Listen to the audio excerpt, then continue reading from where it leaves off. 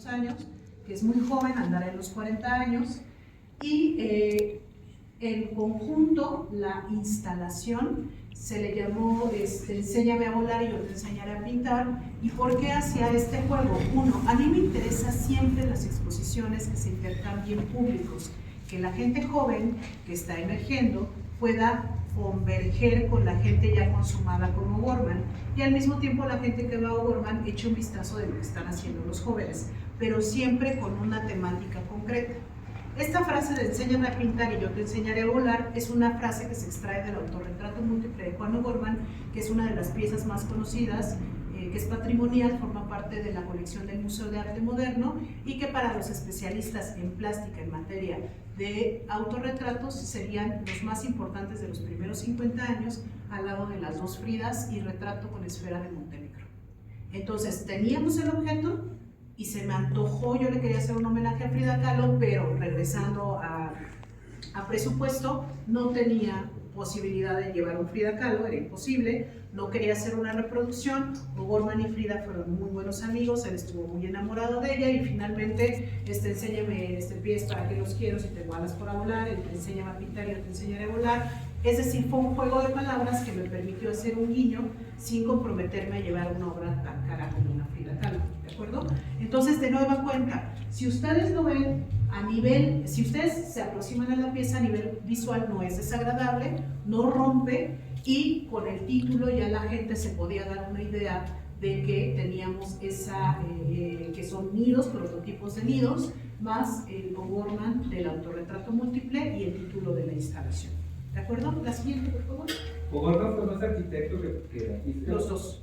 ¿Qué fue primero? ¿Arquitecto? Estudió, tuvo título de arquitecto, y toda su carrera a nivel de pintura fue autodidacta, en el sentido que no tuvo una formación académica seria. Abrevó de las clases de pintura de su padre en el seno materno, y después aprendió muy buena técnica del temple, y después aprendió o perfeccionó el fresco con hilo blanco. Por eso los murales. Por eso los murales, sí, porque le interesaba mucho la dimensión pública y política de la pintura, como a Rivera. O'Gorman fue de joven comunista, socialista, y al final de su vida se declaró antifascista y antitotalitarista. Es todo un procedimiento, es todo también un cambio, porque O'Gorman nace en 1905, muere en 1982, le toca la Revolución Mexicana, la Primera Guerra Mundial, la Segunda Guerra Mundial, y eso va a ser algo que le va a estar simbrando permanentemente. Entonces, ahora bien, la exposición se llamó Todo O'Gorman, Juan O'Gorman. Ahorita les voy a decir dónde nos empezaron a joder. Dice, no es una muestra retrospectiva. Quien venga a querer ver todas las piezas de O'Gorman, no venga, porque no es una retrospectiva. Ni una acción museística exhaustiva, porque no teníamos dinero.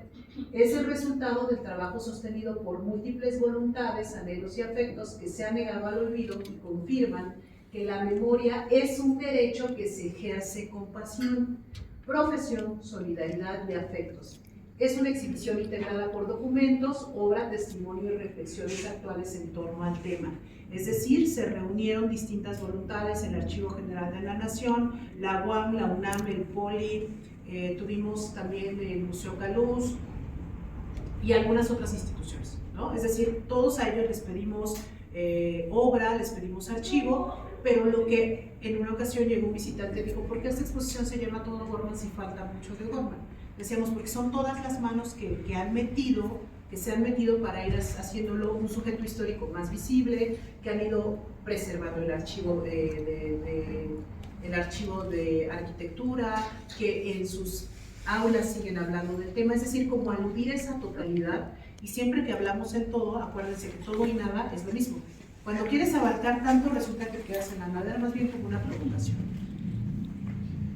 Y esta sería como una supersíntesis de una justificación, ¿de acuerdo? Es decir, cómo yo, dentro de otras ofertas, dentro de otros proyectos que se han llevado a cabo en el tema de O'Gorman, cómo posiciono mi acción de las exposiciones pasadas y las exposiciones futuras, ¿de acuerdo?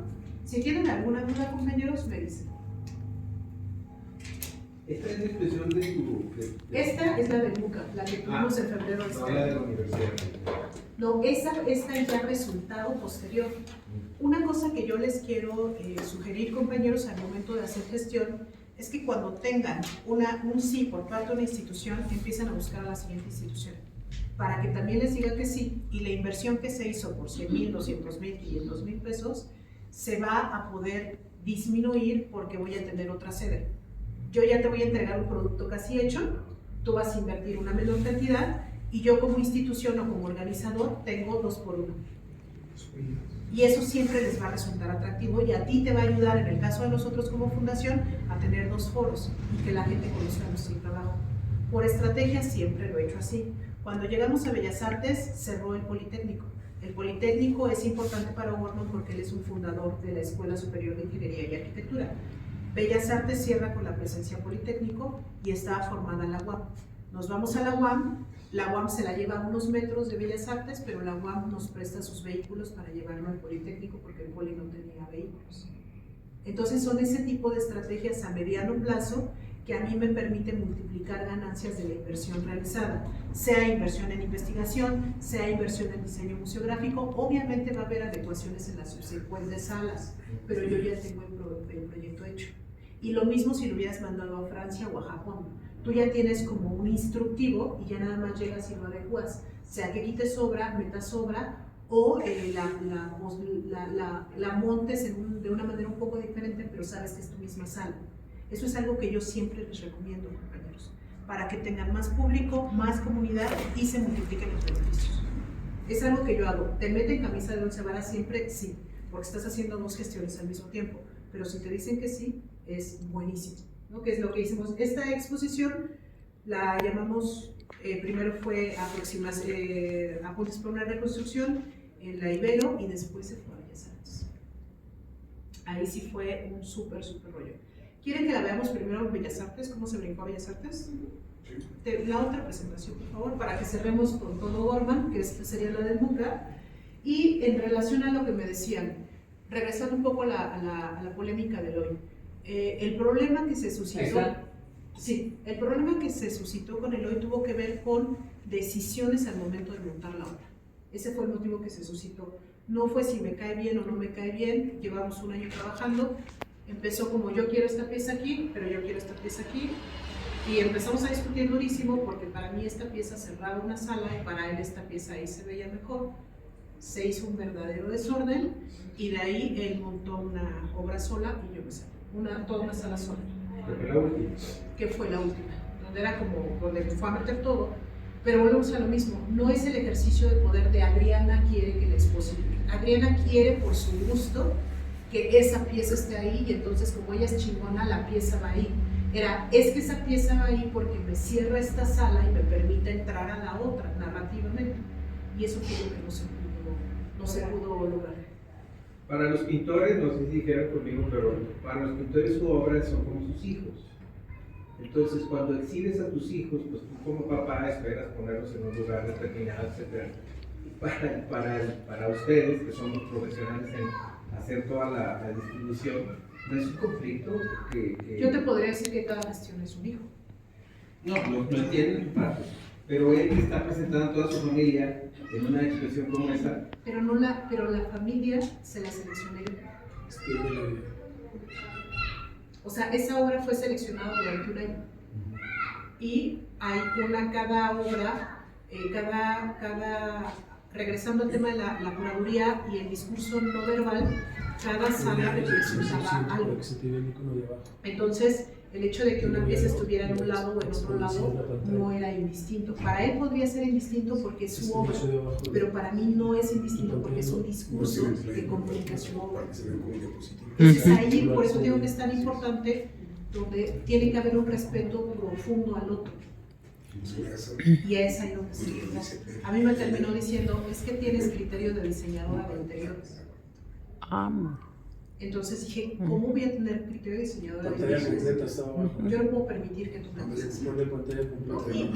Y decir, es que yo soy un gran artista y tú estás curando un gran artista. Yo te podría decir que Juan O'Gorman es profundamente mayor.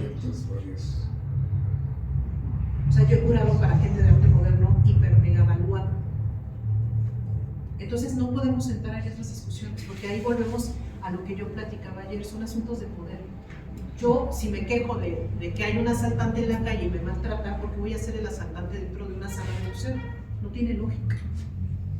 Entonces, creo que si tú no tienes el respeto y la consideración por el curador, entonces no trabajes con él. Así de fácil. Es todo un dilema, ¿no? Porque pues, el curador obviamente se ha especializado en hacer un trabajo bien hecho y tiene un concepto y demás, pero luego el artista viene y dice es que eso no me está representando, es un conflicto. ¿Qué es lo que pasó con él? Sí, pero no te representas distinto a quienes criterios de diseñador de interiores. Completamente. O sea, ya no me chingues, ya no se ¿Tú puede. los has tenido? ¿Has tenido ese tipo de conflictos en tu La construcción, pensando la capacidad que tienen los estudios de arte y la historia del arte para resarcir un daño de carácter patrimonial? No tenemos 100 millones, pero tenemos la iniciativa, la asertividad y planteamos como hipótesis esto para sustentar una alternativa frente a un daño verdaderamente significativo dentro del tejido social. Eso se puede demostrar. Bien, ¿cuál era uno de los primeros retos que teníamos? Nos fuimos al Nacional de Arquitectura, donde se ponen siempre maquetas, pósters, con planos, Museo Nacional de Arquitectura, planos y maquetas. Más para abajo, más para abajo, más para abajo. Por ejemplo, primeros metros de sala, hoja de sala, retrato de Hidalgo Rodríguez. A ver, ¿cómo yo voy haciendo mi discurso? ¿Cómo voy haciendo una traducción de mi discurso hacia un lenguaje museográfico? Creo que esto les va a interesar. Yo le explicaba a los compañeros de Bellas Artes que lo primerito con lo que se iba a encontrar el visitante era una hoja de sala, que en esa ocasión sí metí 2 cuartillas, porque era una suerte de manifiesto en relación a lo que les comentaba. Cómo la historia del arte puede ser una actividad de carácter práctico contundente y poder interferir en temas matéricos y no solamente teóricos. Ahí sí me aventé una especie como de manifiesto que para mí fue muy importante. ¿Qué encontrábamos después? Lo primerito, un retrato de Ida Rodríguez Francolini. ¿Por qué Ida Rodríguez Francolini? Porque fue una de las mejores críticas de arte del siglo XX, que fue ella quien hizo la declaración de la destrucción de la Casa Cueva, y no era una especie, esa exposición fue dedicada a Ida Rodríguez Francolini, o sea, tal cual. Se le dedicó a ella y tuvo como invitada de honor a Ángela Gurría. ¿Por qué se le...? Vamos para abajo, por favor. Esta es una pieza, el ingreso estaba del lado extremo de allá, y esta era una pieza que realizó Yankel Valderas Pacheco, que es un artista del espacio público en Oaxaca, con una técnica que se llama stencil, que justo el SUMA fue de los primeros en aplicar los stenciles en espacio público. Y resulta ser que yo quería que esta dinámica de las manifestaciones públicas y políticas en Oaxaca nos la lleváramos a Bellas Artes. Entonces, se le facilitaron curaduría, se le facilitaron varios retratos de Ida Rodríguez para que él se inspirara y pudiera hacer la representación. Como no son pasteles, y en eso me ayudarán los creadores, yo decía, es que yo quiero que parezca casi una virgen. Es una suerte como de estas mujeres hiperinteligentes, bellas, valientes, a las que yo me puedo encomendar como historiadora del arte para que me dé esa potencia, ¿no? Se dice que Ida Rodríguez Francolini, por ejemplo, en Veracruz iban a tirar una casa patrimonial, que ella había peleado mucho porque no la tiraran, y las autoridades estaban totalmente dispuestas a tirarlas, y ella, ya que agotó todos sus recursos discursivos, se metió a vivir en la casa. Dijo, si la tiran me matan. Entonces, de ese tamaño era Ida Rodríguez. También fue la única que hizo una denuncia pública sobre la destrucción de la Casa Cueva. Zabludovsky la invita a hacer unos comentarios acerca de la cultura en México. Ella ya había lanzado una carta en protesta por la destrucción a varios periódicos que fue censurada, y de repente le invita para hacer, no sé, hagan de cuenta un comentario sobre la FIL Guadalajara. Ella muy linda llega y dice, bueno, a mí me invitaron a hablar de esto, pero no lo voy a hablar. El noticiero estaba en vivo, yo vengo a hablar de la destrucción de la Casa Cueva y que nadie ha hecho nada. O sea, así era la mujer, había sido reina de belleza de joven, en Veracruz era una mujer hiper ultra mega bella que se casó con Edmundo Gorman, uno de los filósofos más importantes de América, después fue esposa de Matías Geritz, es una especialista en el surrealismo en México, no sé, o sea, es una gran crítica de arte, integradora, nunca anduvo regañando a nadie, o sea, era una mujer verdaderamente importantísima. Gracias a ella, por ejemplo, figuras como Pedro Friedeberg es pero Frieder era una mujer verdaderamente inspiradora. Fundó el Seminario Permanente de Muralismo en el Instituto de Investigaciones Estéticas, fundó el Instituto Veracruzano de Cultura, peleó por el reconocimiento de la tercera raíz, o sea, un mujerón. Entonces yo decía, Ida Rodríguez Trapolino. ¿Te acuerdas, no, Chucho?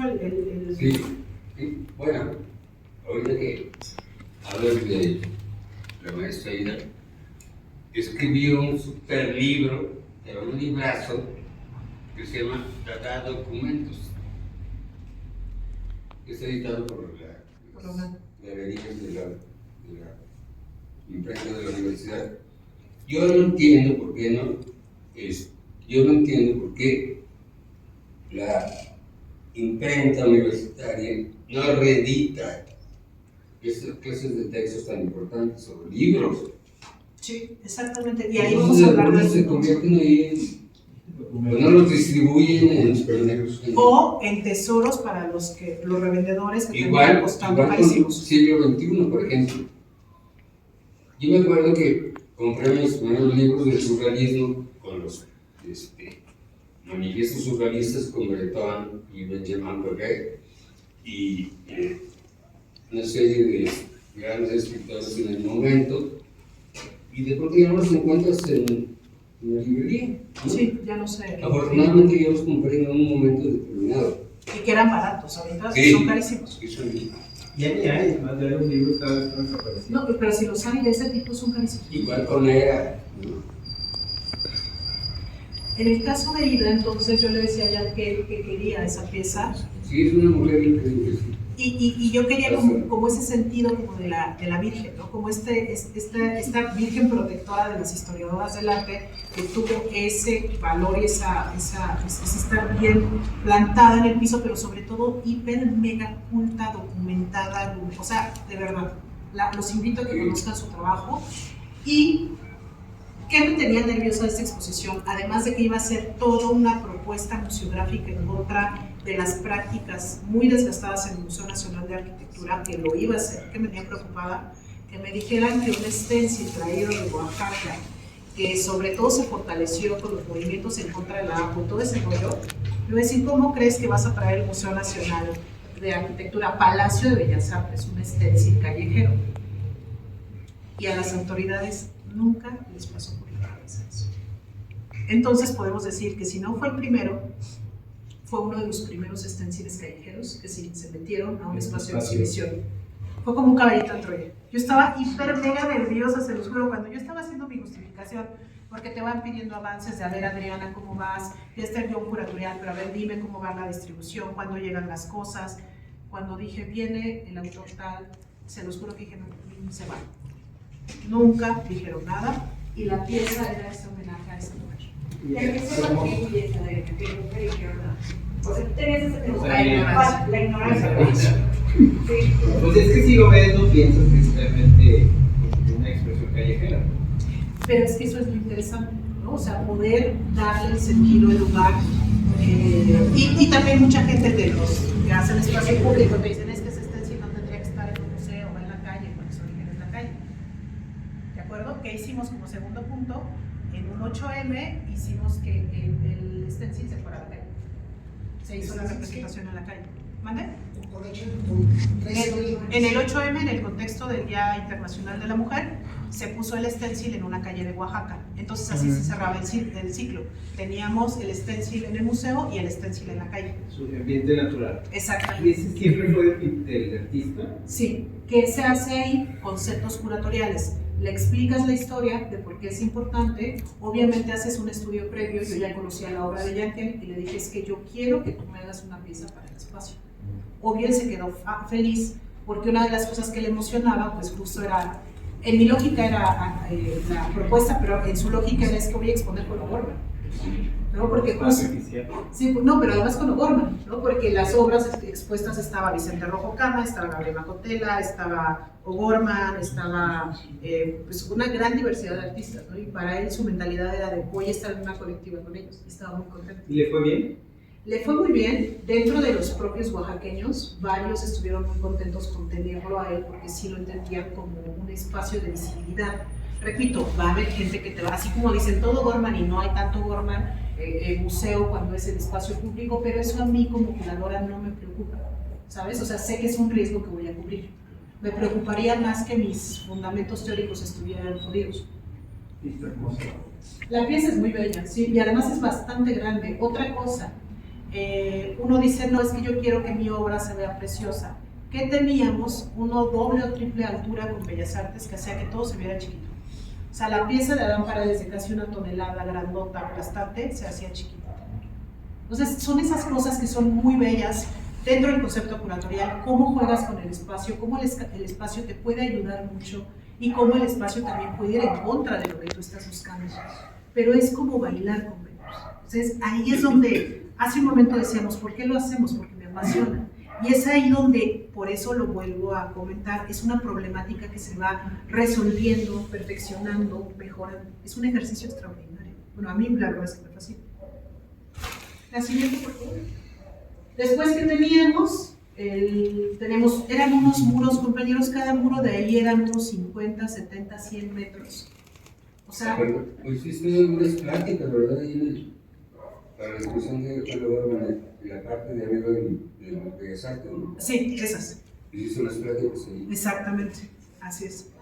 Teníamos algo les voy a, así cuando se mostraba por primera vez la maqueta de la Casa Cueva terminada, lo que ustedes ven en la parte, aquí estamos hablando solo de volúmenes. Tenemos un título hecho con vinil adherible, sin mayor problema. ¿Cuáles son los problemas ahí? Los costos. Ese vinil habrá costado unos 10,000 pesos. Por el tamaño. Por el tamaño. Entonces, ahí ve contando tus centavitos, ¿no? Los 10,000, pongamos los 7,000 pesos, porque es corte, aplicación. Otro stencil, que ahí jugamos con cómo el stencil puede jugar como un documento histórico, cuestiones más conceptuales dentro de la gráfica y del stencil o aquello. Y lo que ustedes ven como un volumen grandote del lado derecho, que se equilibra si me lo consideran pertinente, se ve bastante equilibradito, no es más que una biografía de Juan O'Gorman. ¿Por qué una biografía de Juan O'Gorman? Porque yo no sabía si una persona por primera vez en su vida y de manera accidental iba a entrar y iba a decir, bueno, ¿quién es este tipo? Yo lo llevo trabajando 15 años, pero pudo haber alguien que dijera, no lo conozco, ¿dónde nació? ¿Qué fue lo que hizo? Ahí, compañeros, volvemos al mismo punto, amabilidad con nuestros visitantes. Esa exposición es Adriana Sandoval demostrando lo chingona que es en relación a Juan O'Gorman. Adriana Sandoval ni siquiera está presente. Es cómo quiero que tratemos al visitante, qué experiencia quiero que se lleve el visitante. Si fuera una especie como de... ¿Se acuerdan de estos pasillos donde les daban prueba a todos los que querían que comieran con ellos? No sé si ustedes se acuerdan, que antes entraban a los mercados y se van peleando así en Oaxaca, en Texcoco, que te van dando pruebas. En el SAMS. En el SAMS. Salieron más de un queso en toda la chica. ¿Qué le estás dando de regalo? ¿Qué información, con qué información se va a ir? Yo te podría decir, de esa exposición lo más bello era la Casa Cueva. A lo mejor no. A lo mejor fue esa pequeña biografía resumida del autor. O sea, tú no sabes dónde está la experiencia significativa de la persona. Entonces, cada espacio que diseñas tiene que estar amorosamente puesto para el que se lo va a llevar. Porque el fin último es que alguien tenga una experiencia para sí. Y llegue a su casa y le platique. Se los juro, no soy exagerada. Hubo una chica que me dijo, Adriana, tiempo después, yo no sabía si seguir o no estudiando arquitectura. Fui a la exposición y me quedé estudiando arquitectura. O sea, así pueden ser esos momentos tan importantes en la vida de alguien. Y que eso valga la pena. El presupuesto que hizo Bellas Artes, que dio Bellas Artes y el año de trabajo que tuvimos, hace todavía más valioso el asunto. La siguiente, entonces, la pregunta, perdón, antes de seguir, la pregunta, adelante, por favor, atrás. Ahí. Antes decíamos, les voy a ir diciendo ese discurso no verbal. Era, iniciaban ustedes el cartel de la exposición y la justificación gratuita, ¿no? Porque esa era mi batalla contra los especialistas y los historiadores. Eso podía pasar desapercibido para los visitantes, no importaba, pero esa era mi chinga con ellos. Y después, ¿a quién le dedicamos la exposición? La pieza de Aida Rodríguez. Te presento el título de la exposición y una biografía del autor. ¿Qué preguntas se está resolviendo en ese tramo? ¿Quién fue Juan O'Gorman? ¿Y cómo estoy respondiendo? Con un stencil característico de una foto muy reconocida de O'Gorman, más una biografía. Y ahí es como nos vamos dando cuenta que el guión curatorial son preguntas que yo me hice y que voy respondiendo. La siguiente. Ajá, la siguiente. Aquí tendríamos, lo que ustedes están viendo de este lado son planos de la época temprana de Juan O'Gorman que nos prestó la UAM. Era Juan O'Gorman fue un arquitecto, no me preocupes. Juan O'Gorman fue un arquitecto, uno de los principales arquitectos modernos, y la UAM tiene el acervo más importante de esa arquitectura de los años 30 de O'Gorman. Aquí venía una exhibición de esos, ¿de acuerdo? Y después teníamos a un autor que se ha dedicado a hacer mucha obra en relación a la ciudad, que es Víctor Mora. Él se aventó a hacer una especie de interpretación de esos planos a partir de la decoloración de un papel que nos patrocinaron con claroscuro. ¿Qué es el objetivo que yo estoy buscando? Que los chicos que están hiper mega especializados en arquitectura y que se van a quedar fascinados con estos documentos porque sí los pueden leer, que tengan una alternativa distinta de aproximarse a la arquitectura de una manera mucho más abierta y lúdica. ¿De acuerdo? Entonces, de nueva cuenta, si dicen, ay, qué hueva, no me gusta, no me interesa, no importa, ellos iban por esto. Y al mismo tiempo se le dio la oportunidad al autor de montar piezas en Bellas Artes. ¿Cuál fue, en absoluta honestidad, la incorporación de los autores? Cuando a mí me dijeron, Adriana, ¿quieres Bellas Artes para la exposición? Me emocioné y dije, sí, lo quiero. Pero después me desilusioné porque dije, es el Nacional de Arquitectura, no me prende tanto como si estuviéramos abajo. Pero después dije, bueno, hagamos una cosa, es Bellas Artes, y si voy a entrar yo, quiero que entren los más exitosos. Entonces ahí fui abriendo nichos para que autores contemporáneos pudieran meter obra. Yo decía, si tú ya metiste 5 obras en tu vida como artista en Bellas Artes, te felicito, esta es la 6ª vez. Pero si tú nunca lo has logrado, va a ser la primera vez que lo hagas y yo voy a permitir que eso ocurra. ¿Y habías una convocatoria para eso o tú tenías ya? No, para eso yo ya, justo lo decía ya Margarita, ¿no? ¿Cómo tenemos que estar permanentemente observando qué están haciendo los artistas? ¿En qué momento este artista me hace clic? Víctor Mora trabaja mucho la ciudad.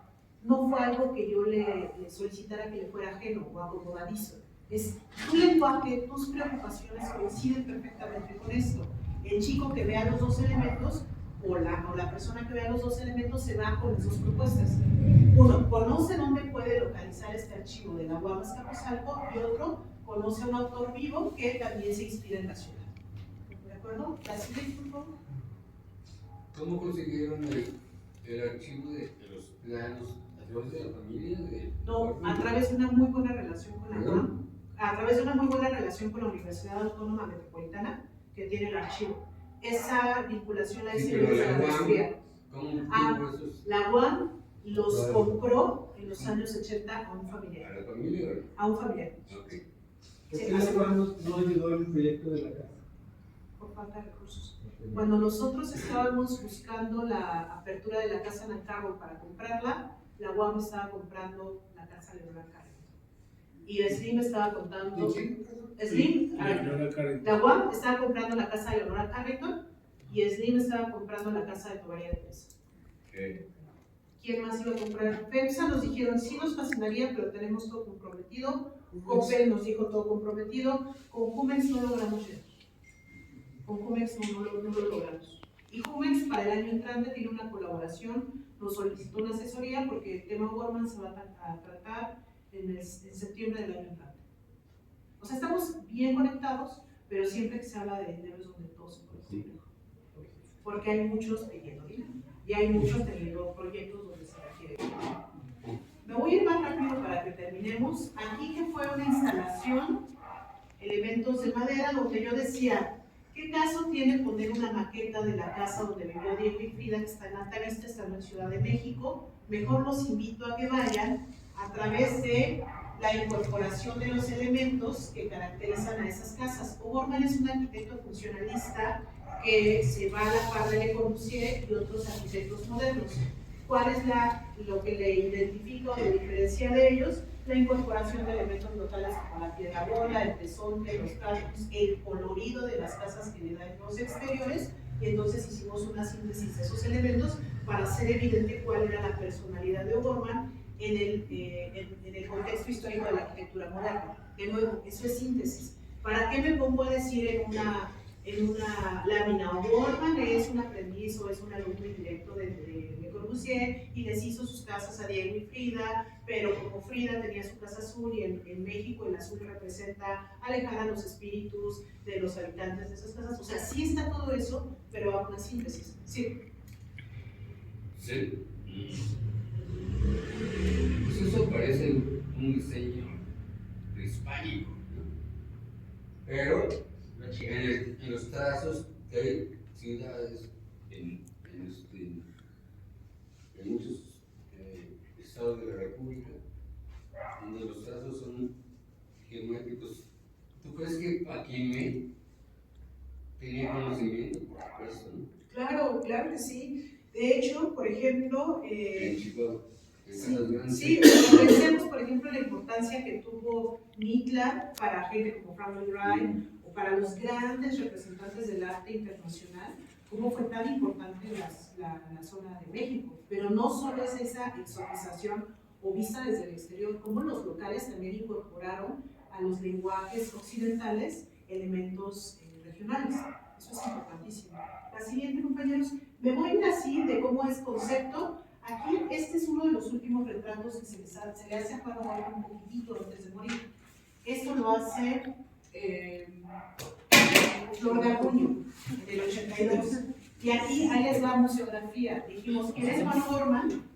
Tenemos la referencia biográfica, ¿de acuerdo? Y aquí había una curva. Entrabas al museo, era todo derecho, hacías una curva, te encontrabas con estos cuadros que vimos, los planos, y rematabas a la distancia con un empalme de la biografía y la fotografía.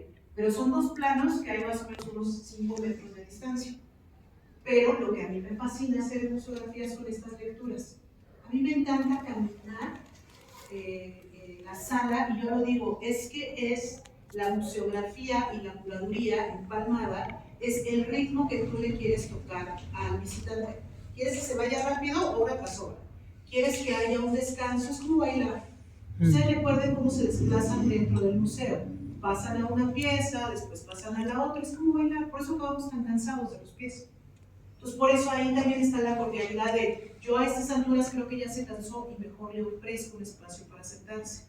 ¿De acuerdo? Siempre se mide en metros, no solo de exhibición, sino de desplazamiento del visitante. Y bueno, a mí este parte me fascina. La siguiente, por favor. ¿Qué opinas de las limitaciones que se ponen en los museos para que no te acerques a la obra?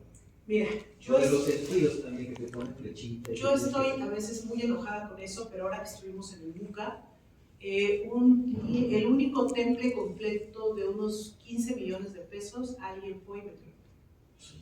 O sea, no lo podías creer. El coleccionista, la representante del coleccionista el día de la inauguración me dijo, Adriana, yo no podía creer que había alguien metiendo el dedo en el templo.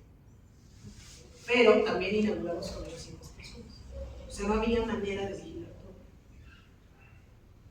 Son necesarias.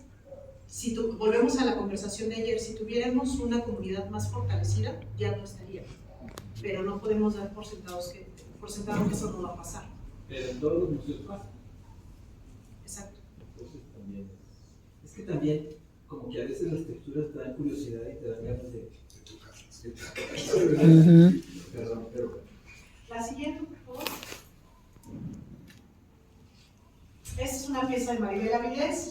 Para Borman y para Rivera y para muchos de su época, la parte prehispánica era importante. Le pedíamos que hiciera una interpretación de la serpiente, de lo femenino, de la tierra. Y se aventó esta pieza que la verdad me fascina. Es una pieza que tiene un mediano formato. Son puros recortes de revistas. Ella fue alumna de Gilberto Aceves Navarro y la verdad es que era una pieza muy bien ejecutada. De nuevo, era por favor entremos los más que se pueda avanzar. La siguiente. Y también de eso tenía miedo que me dijeran, Adriana, ¿es Borman o quién es? Era una receta de cómo Borman fue haciendo los módulos de 1 metro por 1 metro cuadrado de Biblioteca Central hasta hacer 4.000 metros. Esta pieza la hizo Pedro Reyes con tesontle rojo y tesontle negro. Era como una parte práctica donde tú le decías al visitante, ¿Has visto los 4.000 metros cuadrados de biblioteca central? Sí, pues aquí te enseñamos uno y venía acompañado de una infografía de cómo hizo Juan O'Gorman para resolver esos módulos de un metro por un metro cuadrado. De nueva cuenta, sí me interesa que sepas de biblioteca central, pero a mí como curadora en esta ocasión me interesa que entiendas cómo fue la técnica que O'Gorman tuvo que crear, porque eso antes no existía, compañeros. Hablamos de fresco, hablamos de temple, pero la incorporación de rocas para hacer murales, aunque era una práctica prehispánica, no tenemos antecedentes de que hubiera un edificio de 4.000 metros cuadrados cubierto con esas toneladas de piedra. Por eso les decía que el proceso del arte también es un gran proceso de investigación. Y por eso me interesaba que de esa situación en particular la gente se llevara una idea de cómo se hacen esos módulos. Por eso estamos hablando que es curaduría, ¿sí, Chucho?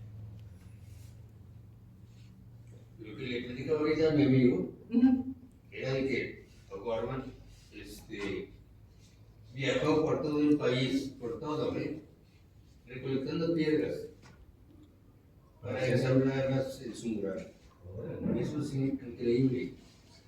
Pero de Tijuana a Puerto Valero, ¿me explico? ¿Cuánto tiempo le llevó a hacerlo? No sé. ¿Sabes algo? Aquí hay una cosa importante adicional a lo que dice, Varios años, ¿no? a lo que dice Chucho, y les voy a comentar una cosa. A ver, vamos para abajo, por favor, para ampliar sobre este punto. Aquí están las infografías, la importancia del Anahuacalli, cómo en el Anahuacalli se inicia la técnica de las rocas con Diego Rivera, y cómo Diego Rivera y Juan O'Gorman se van a encontrar con esa misma técnica en Ciudad Universitaria. Diego Rivera haciendo el Estadio Olímpico y Juan O'Gorman haciendo Biblioteca Central. Y yo siempre digo, para chingar, ¿quién fue mejor en la técnica? Los dos la iniciaron en el Anahuacalli, pero veamos los resultados que logra cada uno. Diego Rivera en el Estadio Olímpico va a meter unos relieves muy importantes como los que hacen en el Cárcamo de Chapultepec, y Juan O'Gorman se va a ir al plano. ¿Cuál va a ser la superioridad que yo noto en O'Gorman?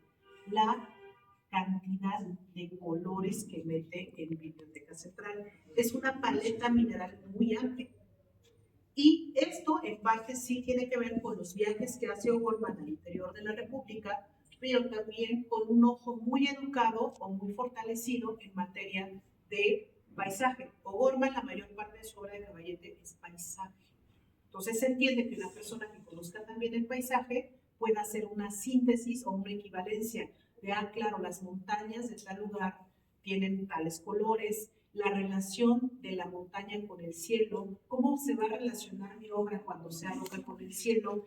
Es un proceso de integración de la pieza con la totalidad, porque las rocas están en vinculación con el todo, y así también lo están con el paisaje. Hace rato hablaban de Velasco, los paisajistas tienen esa cualidad, no solo es la representación del paisaje, sino cómo se relaciona la vida o cómo se relaciona todo dentro del paisaje, si se dan cuenta, ¿no? Eso es súper interesante. Ustedes que están aquí en Zacatecas y que es tan importante la parte de las montañas, la parte de la mina, la parte de la cantera, tienen muy buena vinculación con eso, a diferencia de otras zonas del país, no sé, como Guerrero, como Morelos, donde no es tan fuerte, ¿no? Esa parte de la roca. Entonces, es ahí donde podríamos entender de dónde, o sea, qué es lo que yo quiero hablar con mi investigadora. Si tuvieran a otro investigador o investigadora que hiciera una exposición de O'Gorman, les aseguro que habría otros intereses totalmente distintos. ¿Cuál es la importancia? Lo que yo quiero comunicar, lo que para mí es importante. Y cómo me voy apoyando de infografías, de ejemplos, de entrevistas, para que a las personas les quede en la medida de lo posible claro lo que yo estoy tratando de comunicar. Y ojo, compañeros, porque no es que la gente sea pendeja y no entiende. Quizás la pendeja soy yo que no me sé comunicar. Porque siempre es muy como decir, ay, la gente no entiende. ¿Y tú sabes hablar? ¿Tú te sabes comunicar? Eso es importantísimo. La siguiente, por favor. Son puras piedras naturales. Es roca natural. O sea, no hay ninguna pieza teñida. Tenía nada más vidrio, porque cuando O'Gorman hace su paleta cromática, es que eso es todo un rollo. O sea, tú vas y haces tu paleta y compras tus óleos y los mezclas y los dejas en el punto que tú quieres. Acá la piedra no la puedes fusionar.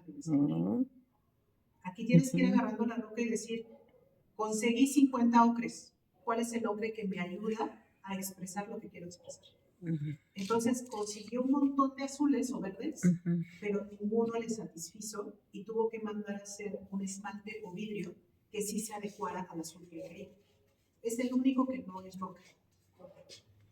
Acá les traigo otro elemento museográfico. ¿Se acuerdan que aquí pasábamos? Estaba Ida, estaba el título, la biografía, daban vuelta, ahí estaban los planos, acá estaría la Mehuacali, y aquí teníamos de nuevo, cómo incorporamos imágenes de archivo como historiadora, una foto de Diego y de Juan, y después aquí tendríamos un muro que medía más o menos unos 50 o 70 metros con una historia de la arquitectura orgánica. Ahí sí los que eran arquitectos estaban extasiados porque se hacía una reconstrucción de la arquitectura orgánica desde las cavernas hasta Zaha ¿no? Que es considerada también arquitectura orgánica. Entonces ahí el especialista, el que iba a ver arquitectura, se quedaba ahí muchas horas. ¿De acuerdo? Volvemos a lo mismo. ¿Qué tipo de público estamos pensando que va a llegar y qué tipo de trato le queremos dar? ¿De acuerdo? Seguimos y además, cheques esto, otro reto que tenía este museo a nivel museográfico. No teníamos nada de este lado. Tenemos un hueco en el centro y eso era dificilísimo. Tenemos un techo altísimo que hacía que nuestras obras se vieran chiquitas. La iluminación era muy focalizada, no podíamos tener estas.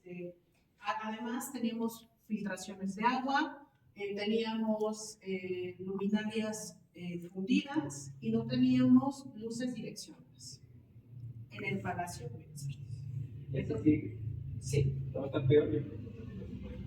Pues no he tenido la experiencia directa, pero sí así nos fue y un sindicato muy complicado. Entonces ahí teníamos este asunto. ¿Y qué fue lo que hicimos aquí, compañeros? Si decíamos que era como bailar, les pusimos una banquita para que se sentaran con toda la calma del mundo a ver, y había gente que sí se pasaba mucho mejor. La siguiente, Adrián, por favor. Y ahí entonces decíamos, ¿qué es la arquitectura orgánica? Ya hablamos de Juan Borman, ya vimos ejemplos de su arquitectura moderna. Ahora nuestro tema que nos convoca es la arquitectura orgánica. La pregunta es, ¿qué es la arquitectura orgánica? ¿Cuáles son algunos ejemplos de la arquitectura orgánica para entender las características de la arquitectura orgánica de Juan Borman? Por eso, en el universo de la arquitectura orgánica, aquí observamos a Juan Borman, otros que les suceden, que sería el arquitecto Javier García Mexicano, y otros de otras partes del mundo. ¿De acuerdo? Entonces, es un discurso que no está propiamente escrito, pero que sí se va siguiendo como respuesta. No está la pregunta planteada, porque si se yo por ver, la respuesta se expresa con los contenidos de los que yo hablo. La siguiente, por favor. Para nosotros ese resumen te apoyaste con gente, con arquitectos, con historiadores, con estudiosos de la arquitectura. No, lo que pasa es que yo he hecho la investigación durante muchos años. La investigación que sustenta esta exposición es una investigación de maestría, que además salió con honores. ¿Cuál es el asunto? Diversificar. Obviamente, cuando yo le entro a un tema que no es propiamente O'Gorman y ya es la arquitectura orgánica, que hice un equipo de trabajo con un especialista en arquitectura orgánica y 2 chicos voluntarios. A ellos se le pagó por hacer esa investigación. Y regresando a presupuestos, ese que acaban de ver fue el vinil más caro. Ahí sí nos gastamos una super. Pueden decir, bueno, vamos a imprimir, entonces fueron 30,000 pesos y fue lo que nos gastamos ahí. O sea, sabíamos que era uno de los grandes inversiones en materia de viniles, pero cuando yo encuentro una limitante donde mi información ya no es suficiente o no me satisface, me apoyo con alguien. Eso es necesario, por eso les decía que es la importancia del equipo de trabajo. Si la chica a la que se le pagó por hacer la investigación sobre arquitectura orgánica me empieza a joder en relación al título o en relación a cómo se montó la obra, vamos a tener un problema. Porque a ella le tengo un cajoncito muy especial, muy importante, pero muy concreto. Que esa es la dificultad de organizar equipos de trabajo. Ahí es donde la cosa se pone muy complicada. ¿Qué tuvimos después de eso? Que ya les platicamos, 3 obras de Juan O'Gorman ubicadas dentro de la geografía de la Ciudad de México, que es Casa Nancarro, Casa Puebla y Biblioteca Central. Todas hechas con recubrimiento de roca. Más adelante. Esa sería una infografía. De las cuales solo Nancarro y Biblioteca Central, que es Patrimonio de la Humanidad, y en ese momento nosotros estábamos insistiendo porque apoyaran a la donación de recursos para salvar la Casa Nancarro. Y no fue. Esta es una interpretación de Gabriel Majotela en relación a la Casa Nancarro, porque Nancarro, O'Gorman y Majotela tenían una resistencia en contra de las ciudades llenas de polución, como esta parte crítica de la ciudad como industrial, la urbe, la fábrica, y se acompañó con música de Vicente Rojo Cama, que es uno de la gente que ha incorporado la música electrónica en México, y de nueva cuenta, ¿por qué se le presentaba esto a los alumnos? Porque era la aplicación de los legos. O sea, Gabriel Macotela, él siempre dice, es que yo soy un arquitecto de closet, ¿no? O sea, a él le hubiera gustado estudiar arquitectura. Y hace este tipo de maquetas, que por supuesto no son maquetas para construir una casa, pero sí queríamos que los chicos arquitectos entendieran que habían otras maneras de abordar, menos rigurosas, más lúdicas, más recreativas, como el caso de Gabriel. Mismo caso cuando hicimos la interpretación de Víctor Mora sobre la ciudad. Gabriel hizo esto como pieza, pero aquí, esto que tenemos aquí, a mí me fascinó. Cuando nosotros fuimos a su casa y le entregamos los planos de la casa Lancarro para que conociera y pudiera hacer esta pieza, le entregamos los planos y él se emocionó mucho porque era como este rollo cuando le entregas los planos al arquitecto. Se emocionó y entonces empezó a jugar, pues empezó a manchar de óleo, lo recortó, hizo mil cosas y al final parecía como una especie de Mérida. Me fascinó, lo enmarcamos y lo pusimos como complemento. No era el complemento de lo que Gabriel hizo con los planos y lo que hizo con la casa, ¿no? O sea, pero ahí entonces entregábamos esos dos elementos, sobre todo al joven estudiante de arquitectura. Y por supuesto que Gabriel estaba fascinado porque pues, es un tema que le encanta. Además es un melómano que le gusta mucho la obra de Colón Ancarro. Entonces, de nueva cuenta, es ahí donde se van justificando las acciones que vamos generando. ¿De acuerdo? ¿Le seguimos? Ya para que vayamos terminando. Esta es la casa original, la casa Ancarro, que interpreta Gabriel. Y obviamente se pusieron fotografías para que la gente supiera qué obra es la que se alude. Es la casa que intentamos rescatar y no logramos, y que se encuentra muy cerca de la Biblioteca Central de Parabajo. Este es un homenaje que hace Pedro Reyes. ¿Se acuerdan cuando Pedro Reyes fue toda una controversia la mujer, la cabezota de la mujer que iba a ir donde iba Colón? ¿Sí se acuerdan de la forma que se hizo un reverendo desmadre? Bueno, a Pedro Reyes le fue muy mal. Y justo en ese momento le dije, Pedro, ahorita que te esté yendo tan mal, forma parte de la fundación, es una persona que le fascina también la música de Lancarro, le dije, vente a hacer un homenaje a Lancarro donde ya sabes.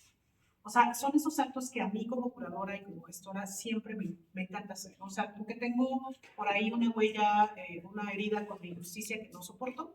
Yo no digo si estaba bien o no la obra, pero sí la forma en la que trataron a Pedro fue espantosa y se hizo este homenaje. Lo que tenemos aquí es un cilindro de un piano mecánico y tres de las principales obras con las que Colón Ancarro se ha dado a conocer al mundo. Colón Ancarro es un tema súper complejo, igual ahorita lo vemos más adelante. Y bueno, ahí Pedro, cuando hablamos de esos colores vibrantes, metió un color en la paleta de la exposición que nada tenía que ver. Era como una especie de lila azul. Era el único cachito de la exposición donde iban a ver ese color, pero funcionó bien. La siguiente, por favor. ¿Y esta obra se la pagaron? No. Aquí esto es importante ahora que lo platica el compañero. Nosotros llegamos, si nos va bien, a pagar material. Sí por ejemplo, con Gabriel Gabriel puso los legos, nosotros pusimos el capelo, la estructura, se me antojó hacer una estructura de hierro oxidada que quedó muy bien, muy pesado, pero quedó bastante bien, pero a Gabriel no le pagamos un peso. Pero la obra es de él. La obra nos la donó. Sí, que también eso es un rollo, ¿dónde la tienes y cómo la resguardas? Es una pesadilla. Pero ahí yo tengo que ser muy claro. En esta ocasión, cuando tuvimos en el Buca la exposición, había un muro maravilloso que yo quería que un chico trabajara y me dijo, Adriana, yo trabajo solo, si me pagas 50,000 pesos, no puedo.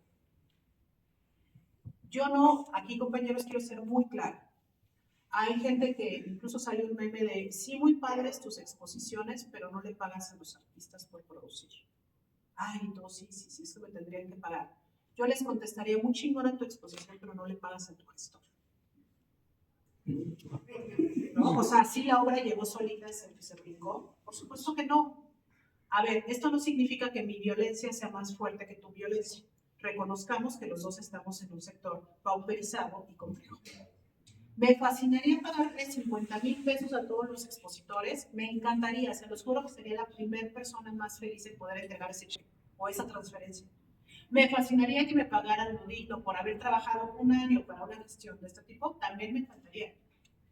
Ahora, que estamos en la línea de fuego, ¿te pagan? ¿Le entras o no le entras? Le entro. Yo le entro con y sin sueldo. pero yo lo veo así. Y hay gente que dice, si no me pagas, no le entro. Incluso hay gente que me ha dicho, ahora no me lo dicen, pero cuando era mucho más joven, me decían, es que si tú no cobras me vas a perjudicar a mí, porque entonces malbaratas mi trabajo. O sea, todo eso está en el universo del arte. Por eso les comentaba, no sé si ahorita ya vaya teniendo más sentido la conversación de ayer. Son decisiones que se van tomando. Si tú la quieres tomar, está perfecto. Yo les podría decir que la exposición de Bellas Artes y de MUCA son de las más visitadas en la historia de esos lugares.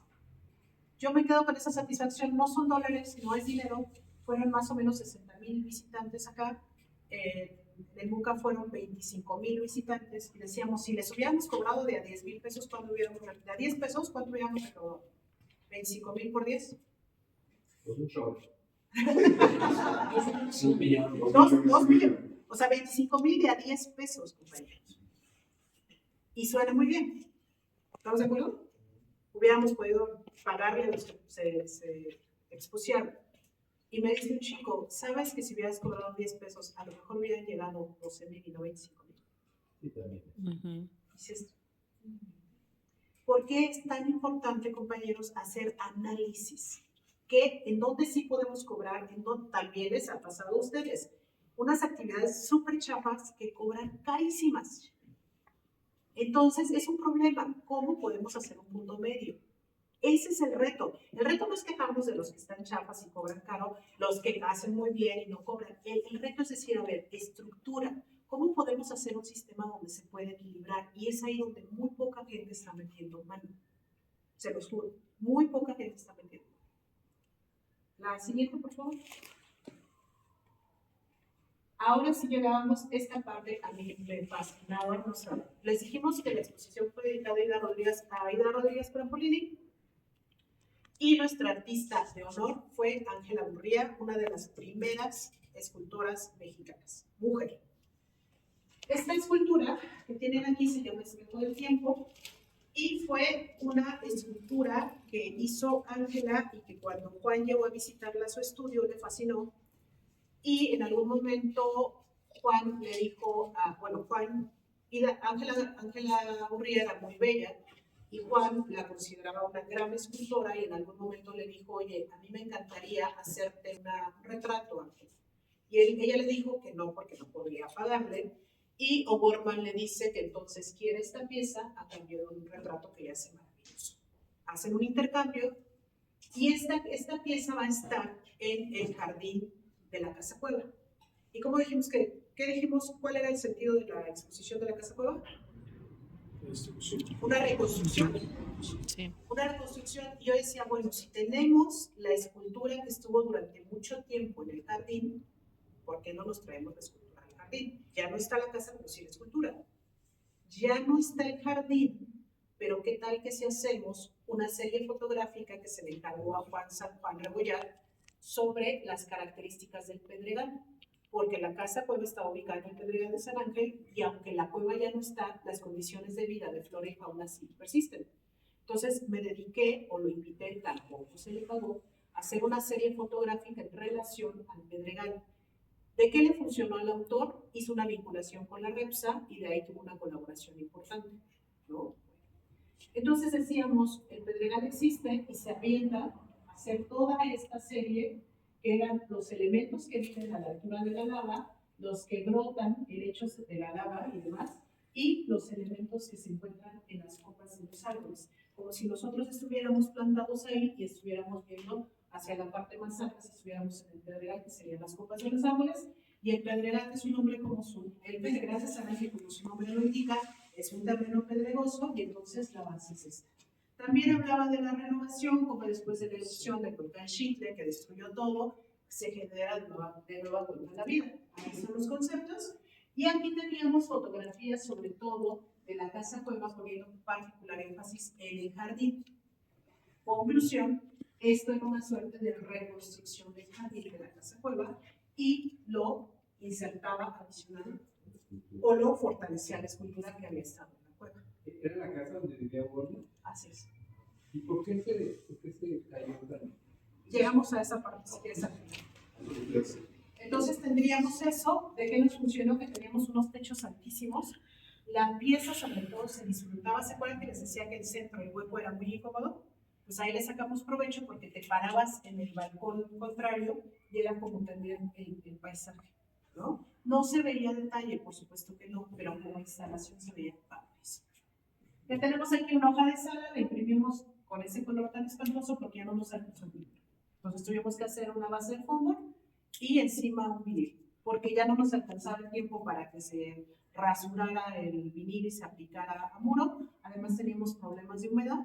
Y ahí escribió una alumna que había, bueno, una chica que había recién egresado de la facultad, una chica que recién había salido de estudios de arte, que había sido mi alumna, y para mí era lo mismo. Bueno, ya escribiste una hoja de sala para que sabes.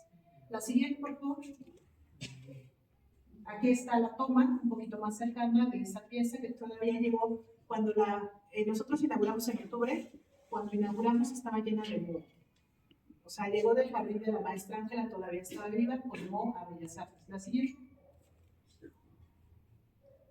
Y llegábamos a la joya, que era la reconstrucción de la casa cueva, una maqueta de 2 metros por 2 metros cuadrados. Todo lo que ustedes ven de color en la parte exterior son piedritas trituradas y colocadas una por una, como lo hizo Juan O'Gorman en la obra originalmente. Fue una pieza hecha por el despacho del arquitecto Javier Sebastián. Hace un momento preguntaban que si había planos. Sí había planos. Mi investigación solamente era desde la historia del arte y había un arquitecto que había hecho una investigación de doctorado donde a través de fotografías fue derivando los planos de la casa. Entonces él, a partir de fotos, hizo todos los planos. Yo había hecho una investigación histórica y el arquitecto Javier Senosiain, afortunadamente, cuando se le hizo la propuesta de hacer la maqueta, dijo que sí. Fue un proyecto de 2 años. ¿Por qué Javier Senosiain? Porque es el arquitecto orgánico mexicano más relevante y que también tiene como esa ascendencia a O'Gorman. O'Gorman sería como su padre o su abuelo. Entonces era como muy natural que el arquitecto orgánico se aventara un proceso como de arqueología a través de fotos y a través de planos. La siguiente, compañeros. Estos muebles fueron originales de Juan. Se tienen gracias a que un coleccionista los preservó y los ha preservado. Están documentados, podemos certificar que esos fueron sus muebles. Entonces era la sala de la casa sin que estuviera la casa. Adelante, por favor. Bueno, es una pieza. ¿Este no es que estaba entrada? No, el otro tenía como el cabello más atrás. Esta es el estudio que va a dar origen al autorretrato múltiple del MAM, pero esta pieza además tenía una característica, o tiene una característica especial, es un dibujo a lápiz. Repito, son los estudios para el autorretrato múltiple, pero además fue un regalo que le hizo Juan O'Gorman a mi madre. Yo sostengo que él estaba muy enamorado de ella, entonces era ese enamoramiento permanente, ese coqueteo. Y bueno, pues también tiene ese plus de haber formado parte del archivo de la maestra. La siguiente, por favor. ¿Quién fundó esta colonia? ¿Fue Barragán o fue O'Gorman? No. El proyecto como tal se desprende de Ciudad Universitaria, que es un súper proyecto del Estado mexicano. Hace que Insurgentes llegue hasta donde era CEU, porque no llegaba hasta ahí. Se propone como un espacio de servicio educativo. Y Barragán junto con los Bustamante hacen un proyecto, un prototipo de vivienda comercial residencial, iniciativa privada en materia de comunicación, y O'Gorman llega ahí porque estaba trabajando para la Biblioteca Central. Pero digamos que no es Barragán quien se va, sino que es a consecuencia de un proyecto tan ambicioso como Ciudad Universitaria que se empieza a poblar esa zona de la ciudad. Contemporáneos los dos. Ah, sí, Barragán y O'Gorman, por supuesto.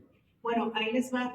En algunos estudios de Barragán comentan que Barragán, después de regresar de Europa, compra el terreno y hace esta transformación legal, pero como iniciativa de él, de Barragán. ¿Pero cómo? O sea, antes de que Ciudad Universitaria existiera. No. Estás hablando de Ciudad Universitaria. Perdón, pensé que estabas hablando de sí, digamos que el Pedregal de San Ángel era considerado una zona inhabitable. Pero hacia los años 50 ya habían condiciones como para poder construir, porque imagínense nada más la tubería en la lava volcánica, o sea, solo imagínense, está de locos, o sea, era algo muy difícil. Entonces es que desde los años, creo que, no sé si 30 o 40 con Ávila Camacho. Ávila Camacho es de los 40, no recuerdo, 30, 40, es que se empiezan a comprar los terrenos y se empiezan a tener todas esas cientos de hectáreas que va a ser Ciudad Universitaria. Pero es un súper proyecto. De hecho, es el último proyecto educativo importantísimo del Estado mexicano. Entonces se empieza a pensar como un polo de servicios y habitacional esa zona.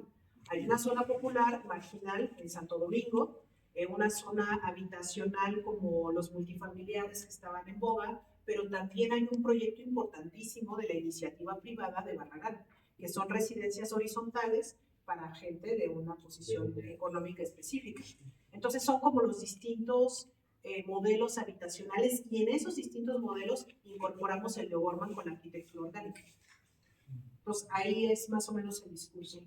Aquí tenemos una pieza, Flores Imaginarias, de Juan O'Gorman, es una litografía. Regresando al tema, tiene pocas litografías. Tenemos un homenaje a Gaudí inconcluso y un homenaje a su esposa Helen Fowler O'Gorman, con Maribel Portela, que es una escultora que trabaja mucho el tema del papel y las flores, y bueno, estaban haciendo ahí un mano a mano con una publicación de la esposa de Juan O'Gorman que se llamó Flores y Plantas de México, porque ella hizo una investigación muy profunda en relación a las flores y las plantas, que se publicó en el 68 por el Instituto de Investigaciones Estéticas, y que justo la vinculación del COMEX para el año entrante creo que se va a ir ya no tanto con O'Gorman, pero con la esposa y el jardín de la casa. Y bueno, ahí finalmente era decir, bueno, sí, la casa estaba preciosa, pero tenía un jardín que fue cultivado y cuidado por su esposa, que era especialista en flores. ¿O'Gorman nació en México? Sí, mexicano de padre irlandés. ¿La esposa era? Mexicana irlandesa. También. Y aquí tendríamos uno de los ejercicios más arriesgados de la exposición, que fue, ¿alguien recuerda esto? A la Nahuacali, ¿y a quién más? Como que les recuerdo esa silueta. Una pirámide sería la Biblioteca Central. De nueva cuenta decíamos, pues ¿para qué hacemos una maqueta de la Biblioteca Central si estamos en Ciudad de México y pueden conocer Biblioteca Central? Entonces hagamos una interpretación de Biblioteca Central para que hagan una conjetura, una lectura. ¿Es con libros? Es cerámica. Sí, cerámica. Y yo ahí, compañeros, si tenía miedo del stencil porque me dijeron en Bellas Artes, no, este era lo que más me preocupaba de todas. Porque es un ícono de la Ciudad de México, una referencia de la arquitectura mexicana. Yo no sabía que tan bien aceptada iba a ser. Se le encargó a un artista oaxaqueño, sinaloense oaxaqueño, que trabaja mucho la cerámica. Se trabajó en el taller de Claudio Jerónimo de Oaxaca, que era el ceramista de Toledo. Digamos que habían todas las condiciones, pero fue un tema muy difícil. Se trabajó intensamente durante 6 meses, curaduría, entregarle al artista datos, fotografías, referencias, o sea, documentar, ¿no? Es como el trabajo curatorial ahí sería, compañeros, para que lo entendamos, como si yo tengo un superchef y digo, oye, quiero que me hagas una receta inspirada en los ingredientes mexicanos. Entonces yo me voy a ir a seleccionar los ingredientes más característicos de la cocina mexicana, te los voy a explicar y te los voy a poner sobre la mesa. Y después tú como chef te metes a la mesa y haces con ellos lo que consideres pertinente. La bronca es que lo vamos a presentar como una interpretación de la cocina mexicana, ¿no? Entonces, de nuevo, si es, no es demasiado light, ese era el reto. Entonces, es una pieza que se ensambla. En el interior tiene la Biblioteca Central en gran medida está dedicada a Tlaloc. Entonces, el platicó está el autor, y lo que ustedes están viendo aquí, que es como una cabecita, es efectivamente como un cántaro azul que representaba a Tlaloc. Esto que parecía como una especie de cesta, que para él era importante, es un tejido que se hace pues, en cerámica, y era la representación de la tierra y el fuego, y bueno, pues finalmente ese fue el resultado. Cuando entró la pieza al horno, estábamos todos muy nerviosos, los que no sabíamos de cocción, pues es un poquito más. Sí, no es verdaderamente complicada. Y además los que saben de cocción y de cerámica saben, o nos explicaban, que las líneas rectas son muy difíciles. Hacer estructuras de línea recta, Adicional, el horno no era lo necesariamente grande. Bueno, era muy complicado. Nosotros nos fuimos de Oaxaca cuando la pieza iba a entrar al horno. Entra la pieza al horno y me llaman y me dicen, Adriana, la pieza se rompió. La quebró el horno. Y faltaban 15 días para la inauguración. Era la pieza que más me preocupaba y la pieza se rompió. En una de las partes de acá, no sé si es en esta o en esta, se le metió una especie como de chapopote o de pegamento negro, no se veía mal, pero bueno, pues finalmente llegó, la pieza llegó un 2 de octubre o como 1 de octubre, y Bellas Artes estaba lleno de vallas, la caja donde venía envuelta apenas si cupo entre la puertecita. Bueno, era una cosa, compañeros. O sea, tenemos fotos de cómo llegan los oaxaqueños con su caja y todo lleno de vallas metálicas. No la íbamos a poder cargar, el vehículo no se iba a poder regresar. O sea, verdaderamente fue una cosa, por 1 centímetro más la caja no hubiera entrado. Entonces son todas esas cosas que hablábamos ayer. Bueno, sí la obra, bueno, sí la exposición, bueno, sí Bellas Artes, pero está en la conmemoración del 2 de octubre, ¿no? Entonces son todas esas cosas que hacen una gestión todavía más compleja. Subimos, el autor además es chaparrito, si el autor se paraba, yo creo que está como por aquí. Y bueno, subir, montarla. El sindicato de Bellas Artes nos decía, yo sirvo para barrer, pero no para cargar. Bueno, eran unas cosas así espantosas. La prueba de fuego cuando la gente entró, y el regalo más bello que me dio esta pieza en particular fue la visita de Gustavo Pérez, que es uno de los ceramistas más importantes de nuestro país. Es amigo mío gracias a Gabriel, y de repente vamos visitando la exposición, yo lo admiro y lo quiero muchísimo, y era como cuando te estás totalmente feliz enseñándole tu trabajo a alguien que admiras mucho. Yo recuerdo mucho a Gustavo llegar frente a esto y cambió totalmente su postura, porque era, ¿esto sí me importa? Siguió, empezó a verla y se los juro que yo estaba así, no puede ser. Dije, Gustavo, ¿qué te parece? Dice, felicitaciones al ceramista. Pues ya dije, ya con Gustavo Pérez aquí y esas palabras, fue como ese riesgo del que hablábamos ayer, que asumimos. El autor pagó y costeó la pieza, también era para exponerla en Bellas Artes, o sea, tampoco era cualquier cosa. Y el resultado fue súper afortunado, ¿no?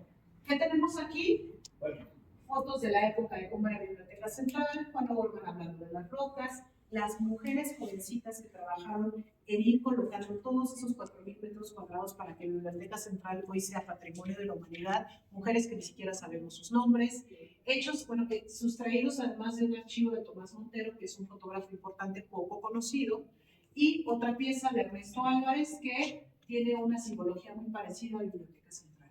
Y así como empezábamos con quién fue Juan O'Gorman, culminábamos con una de las piezas más conocidas, que es Biblioteca Central, pero también desde una lectura personal yo decía, es que Biblioteca Central es muy conocida, pero mucha gente ni siquiera sabe quién la hizo, y además Biblioteca Central se convierte como en la punta del iceberg, que nos cuenta una historia mucho más amplia, que es la que fuimos narrando en la exposición, y que justificaba la importancia de seguir insistiendo en la reconstrucción, por lo menos simbólica o histórica, de la Casa Nueva.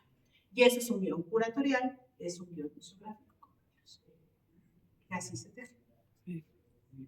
No sé si tuvieran alguna...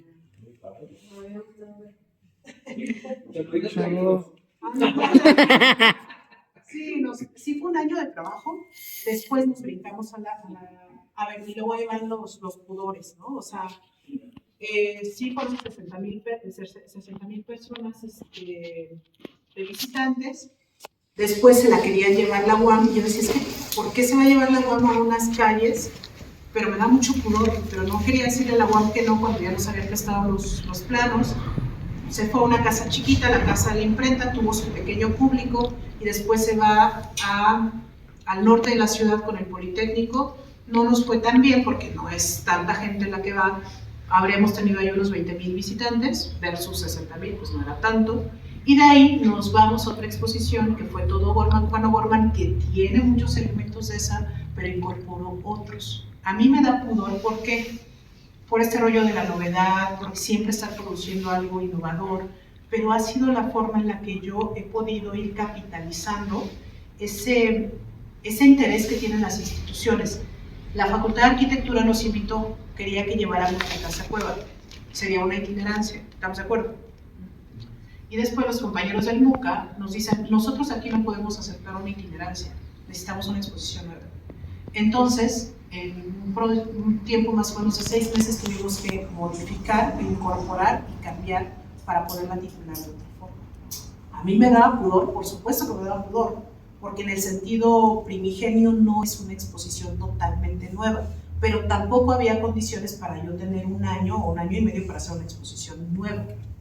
La actual, la de la UNAM, tiene incorporaciones como un lienzo, como un temple terminado, otras aproximaciones de otros artistas. Si quieres nos brincamos a la otra, Adrián. Nada más me voy así como con cosas muy puntuales.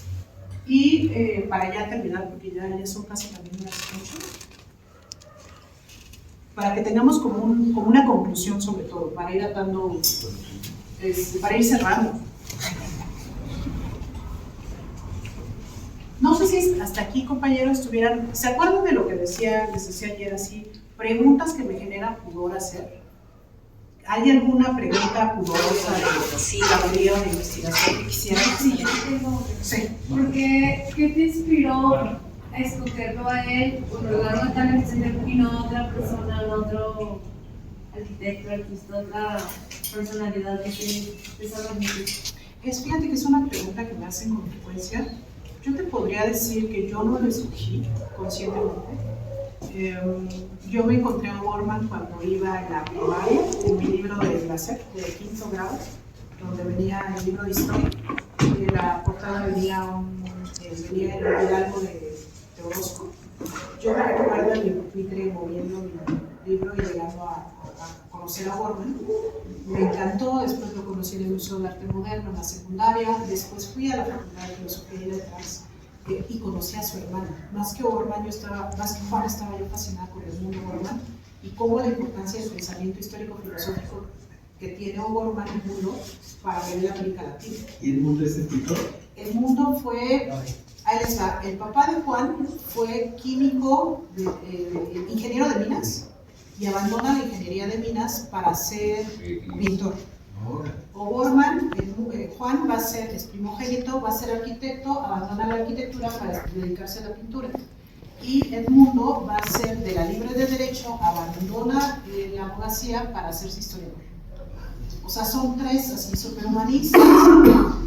Y los 3 exitosos. Muy importantes. El trabajo del papá es figurativo. Es figurativo, pero con una técnica envidiable, como, ¿cómo le llaman esto? Como minucioso, muy detallista. Y a él le aprende la técnica Juan. Entonces, conociendo a Edmundo, quiero hacer una tesis de investigación sobre Edmundo, quiero dedicarme a la filosofía y la historia, pero después después caigo en cuenta que Juan y Edmundo son hermanos, y quiero hacer una tesis de investigación donde los comparo. Entonces mi maestro de aquella época me dice, yo te ayudo, pero es una tesis demasiado larga, y entonces me doy cuenta que tengo que decidirme por uno. Y como yo había querido estudiar arte, pero no había podido, y como me hubiera gustado ser arquitecta, pero no pude, pues dije, creo que Juan me permite acercarme a mi territorio, que es la historia y el análisis del discurso, y me permite resolver un poco en la pintura y en la arquitectura que no pude ejercer. Pues por eso sí me decidí por Juan. Y de ahí, desde 2012, 2011, emprendí un proceso de divulgación de su obra.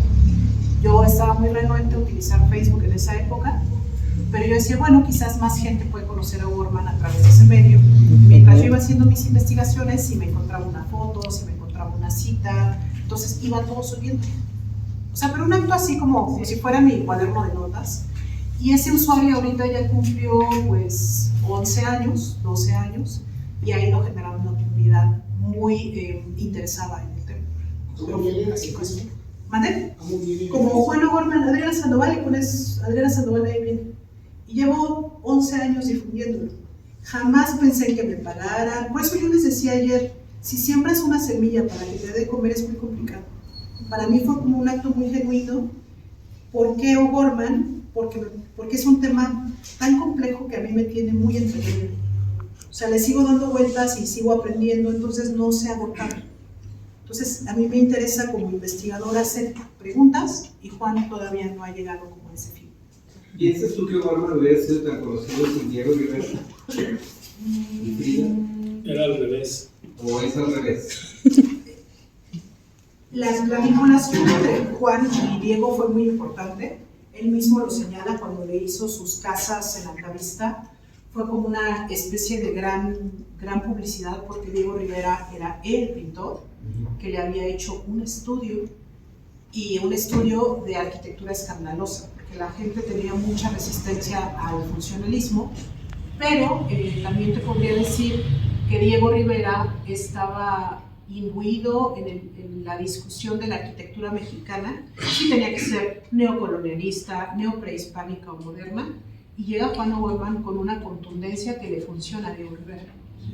O sea, yo te podría decir que le hizo mucho daño a la figura de Diego Rivera a Juan O'Gorman a nivel público, porque O'Gorman siempre aceptó que Rivera era el padre ideológico y siempre le tuvo ese respeto hasta su muerte.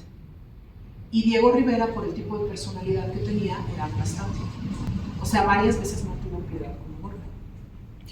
Yo ahí lo pensaría como esa relación de beneficio, pero también como de mucha sombra hacia Juan, como que siempre era Juanito. Cuando Juan, por eso yo decía, tú nada más compara el Estadio Olímpico y la Biblioteca Central a nivel de técnica en materia de recubrimiento pétreo.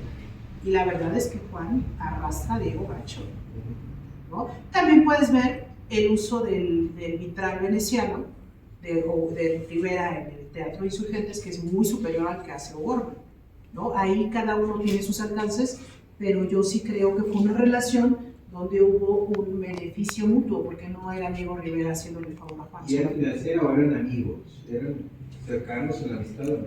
Edmundo O'Gorman decía que el padre ideológico de O'Gorman, de Juan, había sido Diego Rivera. Ahora, Diego Rivera ha tenido también influencias de otros. Por ejemplo, dicen que el maestro del cubismo, que su referente es Picasso, que realmente fue Diego Rivera, o que fue al contrario, que Diego le copió. Entonces hay antecedentes también en los trabajos de Diego que pues, están influenciados en otras personas, o tal vez al revés. Pero volvemos a lo mismo, es aceptar que dentro del arte es una conversación, Sí, y todos contra todos. Nada innovador. Sí, ¿no? A mí apenas me invitaron a dar en julio una conferencia en la Casa Azul de Frida Kahlo, donde justo hablé de la relación Rivera, Kahlo y O'Gorman. Entonces justo se esgrimía eso. Sí, la importancia del cubismo en Diego Rivera y cómo muchos defienden su importancia a nivel internacional. Yo decía, bueno, yo no puedo meter en eso, pero te podría decir que así como Juan O'Gorman incorpora esos colores estridentes en la arquitectura moderna, Rivera va a incorporar un zarape dentro de la narrativa cubista. ¿Cuándo chinos vamos a ver un zarape mexicano en un lenguaje tan occidental como el cubismo?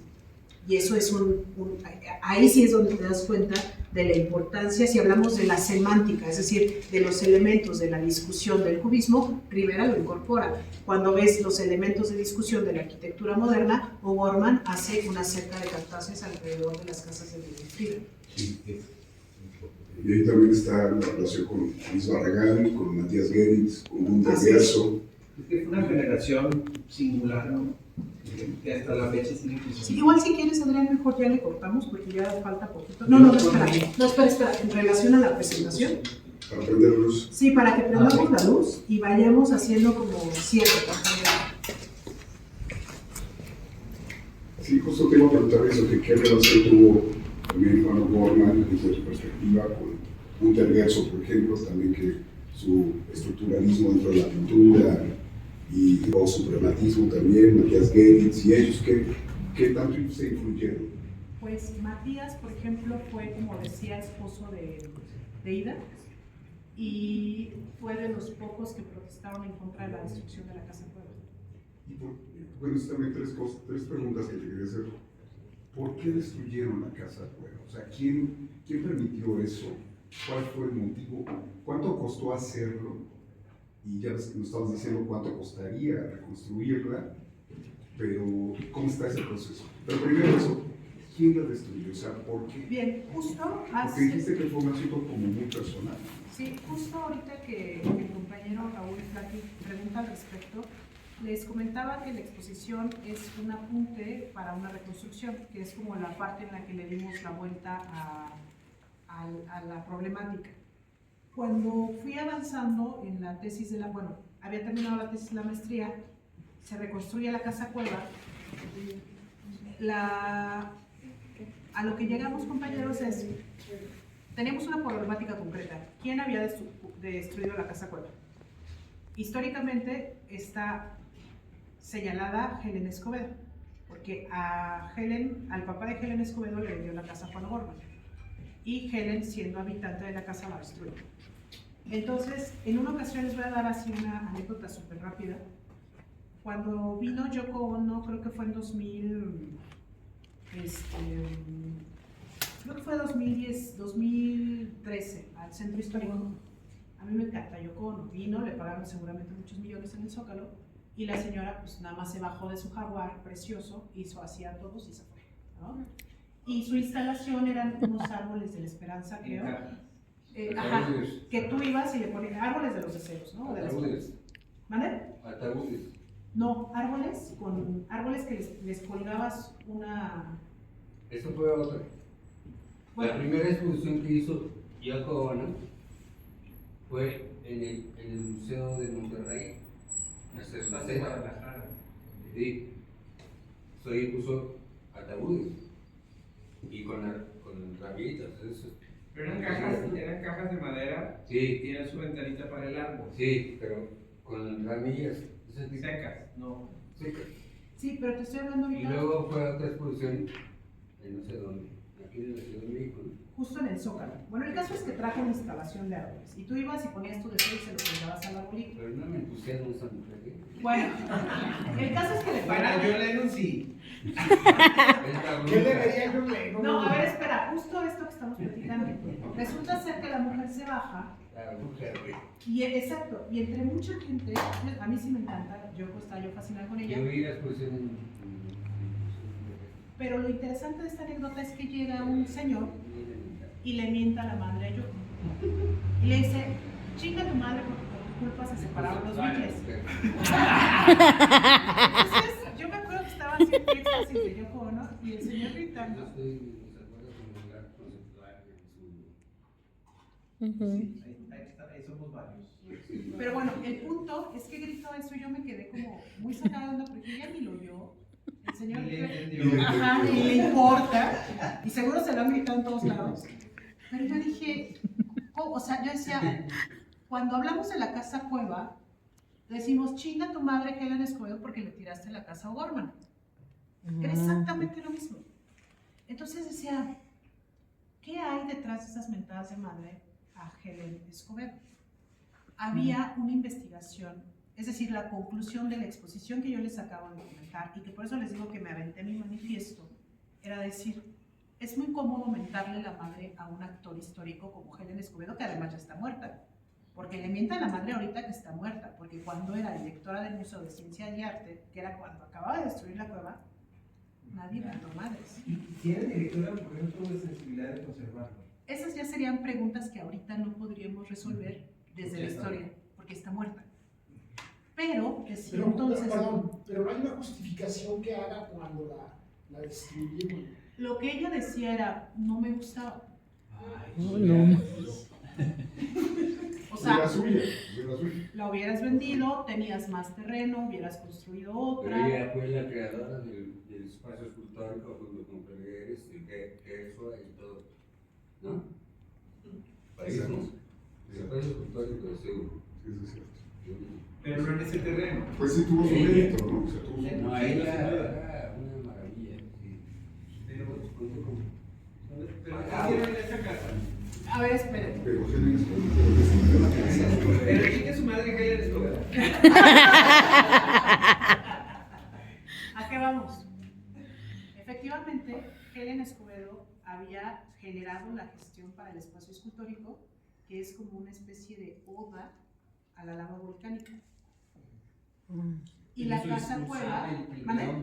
Sí, sí. Increíble. Espacio escultórico. Esperen. Y la casa cueva era una demostración que desde la arquitectura moderna se podía habitar un espacio así de inhóspito. Entonces, conceptualmente no estaban lejos. ¿Estamos de acuerdo? Ahora que ustedes hablan del espacio escultórico, ahí les va la otra. Cuando Helen Escobedo estaba coadyuvando para el espacio escultórico, ahorita dijeron, ¿quién estaba ahí? Estaba Felgueres, Sí. Gerso, Maris Bustamante, Erzúa. Bustamante no tenía nada que ver ahí. Bueno, Erzúa, ¿quién más? Sí, Erzúa. Sebastián. ¿El escultor? Sí. A ver, allá. Cinco. Ay, espérame, paremos. 5 o 6. Espérame, paremos. Hasta ahí 5 personas. Y el rector los convocó. Pónganse de acuerdo, tontos. El rector dice, muy buenos con su nombre. A ver, o se ponen de acuerdo o no se ponen de acuerdo y ya. Porque De acuerdo. estaban peleándose ahí por el diseño. Entre ellos. Ok, hasta ahí vamos bien. ¿En dónde creen que realizaban sus reuniones de trabajo ese equipo? En la Casa casa de Cueva. Y ninguno de ellos tuvo la sensibilidad de decir esto no lo pide. La sensibilidad o los huevos. Exacto. Sí. Sí.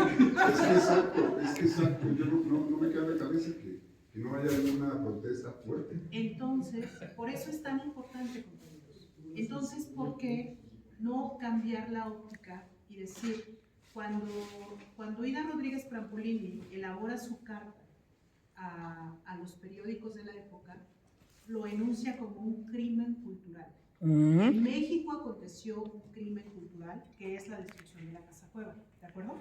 Y de producción. No, espera. Espera. Espera. Si alguien, una especialista, se atreve a señalarlo como crimen cultural, análisis de discurso. Cuando hablamos de la palabra crimen, ¿qué significa?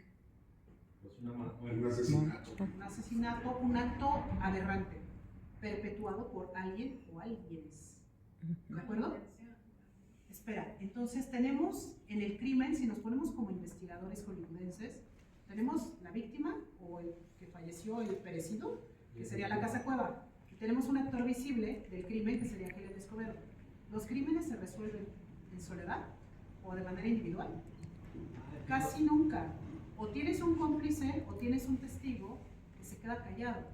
Si partimos de la noción de crimen y fue esa criminal Helen Escobedo, ¿quiénes fueron sus testigos? Pues nosotros sí. ¿Quiénes fueron sus cómplices? Los que estaban ahí metidos. Es decir, ya no tiene tanto sentido mentarle la madre a Helen Escobedo, porque es un acto muy mediocre.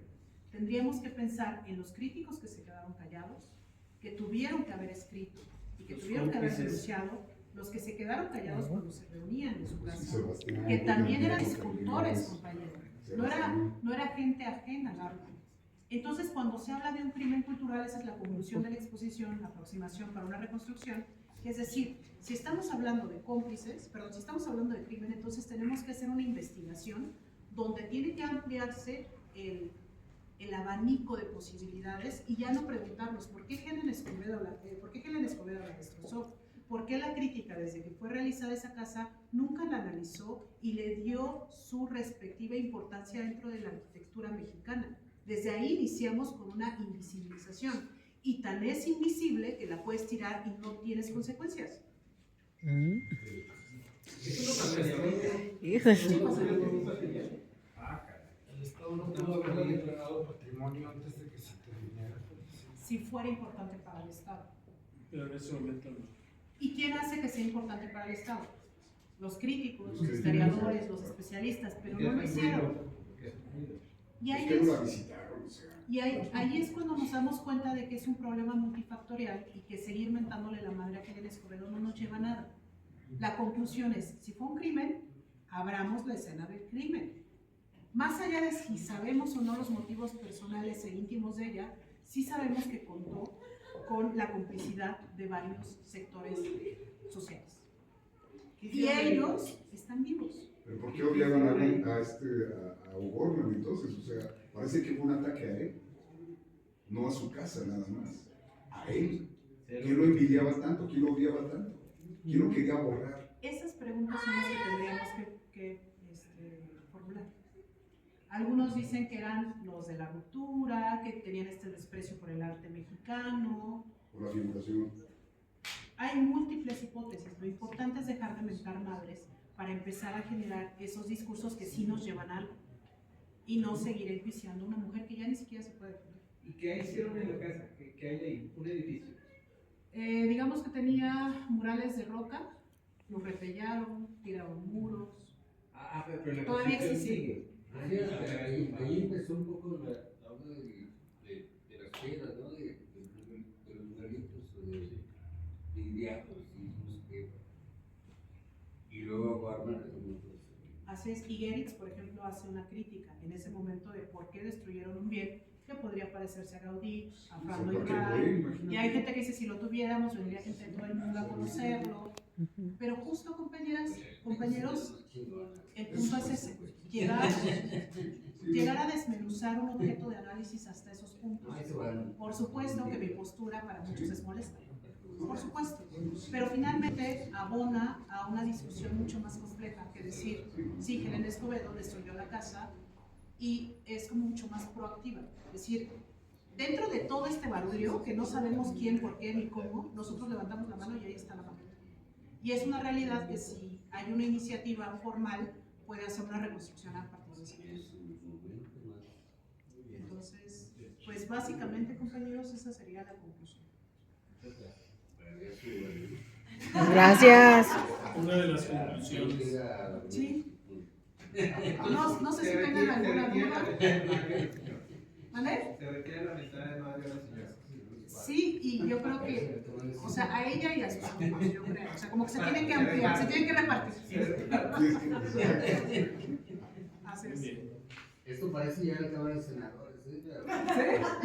Sí, es que trabajan hasta las 5 de la mañana. Pues listo, compañeros. Entonces, repito. ¡Bravo, maestra!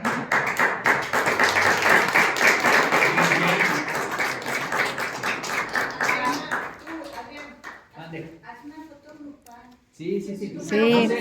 antes de la foto, lo que sí me gustaría, compañeros, de verdad, toda mi postura es resultado de 15 años de trabajo y es absolutamente criticable, cuestionable, sesgada. Es solamente una invitación como para una opinión, ¿no? Ya cada quien sacará, obviamente, sus conclusiones, pero sí en relación a otros especialistas, por supuesto que se generarían roces, inventadas de madre hacia mí al respecto y al revés, pero solo es una parte y es una forma en la que yo me he sentido muy plena de poder ejercer mi papel dentro de lo que implica el arte mexicano, la gestión, la curaduría, la divulgación. Entonces, es solo una invitación. Bueno, nosotros nos sentimos muy agradecidos porque hayas estado aquí Así. compartiendo con nosotros y sobre todo pues, la importancia que tiene la curaduría y que tanta falta hace. Sobre todo Fue aquí. enciclopédica. Sí, la verdad. Muchas gracias. Y compacta, que eso fue difícil.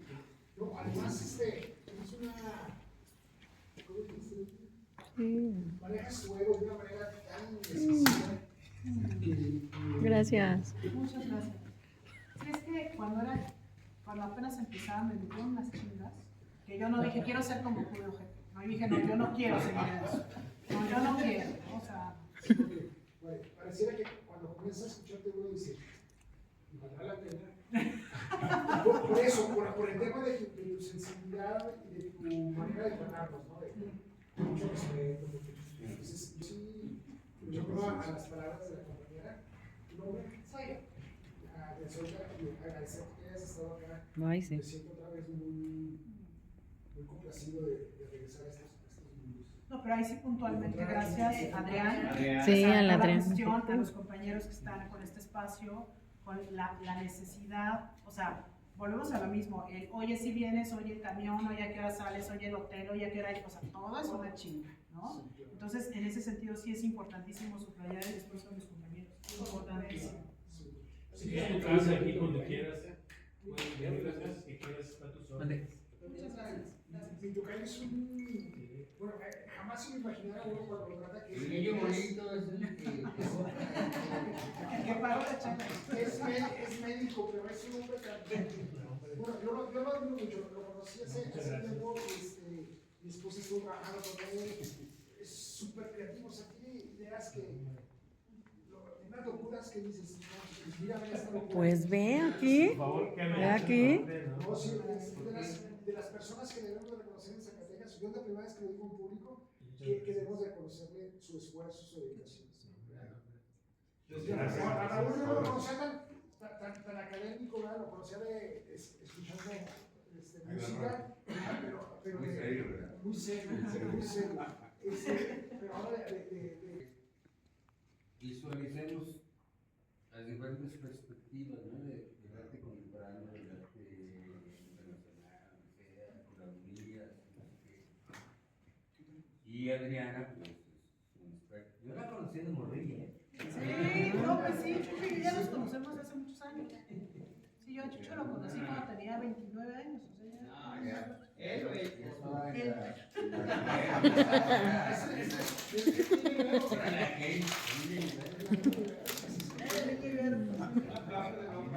¡Bravo!